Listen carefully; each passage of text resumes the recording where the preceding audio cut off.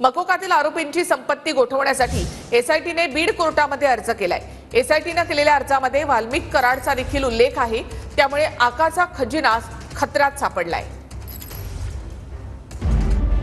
आकाच्या खजिन्याला खतरा, संपत्ती गोठवण्यासाठी एसआयटीचा कोर्टात अर्ज।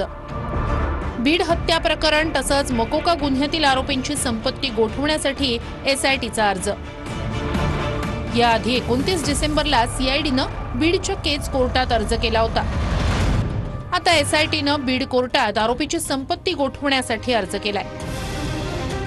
एसआयटीनं केलेल्या अर्जात वाल्मिक कराडचा देखील उल्लेख आहे। प्रॉपर्टी जप्त केल्याशिवाय धागेदोरे कळणार नाहीत। फक्त आकाच्या नावावर प्रॉपर्टी नाही, इतरांच्या नावावर देखील संपत्ती, धस यांचा आरोप। प्रॉपर्टी अटॅचमेंट केल्याशिवाय या लोकांचे धागेदोरे नीटनाटके कळणार नाही।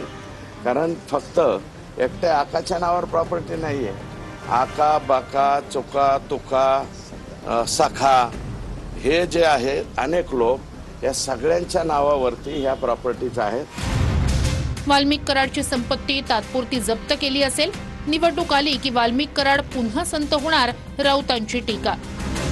आता वाल्मिकी कराड ते तात्पुरतं काय झालं असेल, उद्या हा त्यांचाच पक्षाचा माणूस आहे हो।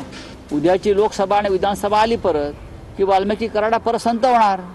भाजप त्याला संतपदाचा दर्जा देणार, महामंडलेश्वर करेल। वाल्मिक कराडची प्रॉपर्टी जप्त केली असेल तर हा चांगला निर्णय, विजय वडेट्टीवार। कराडची प्रॉपर्टी जप्त केली म्हणजेच दुसरीकडे त्याच्या मोठ्या आकाची प्रॉपर्टी जप्त केल्यासारखं होईल। जो मंत्रिपदावर आहे, सहमतीचा आहे आणि हा चांगला निर्णय होईल असं मला वाटतं।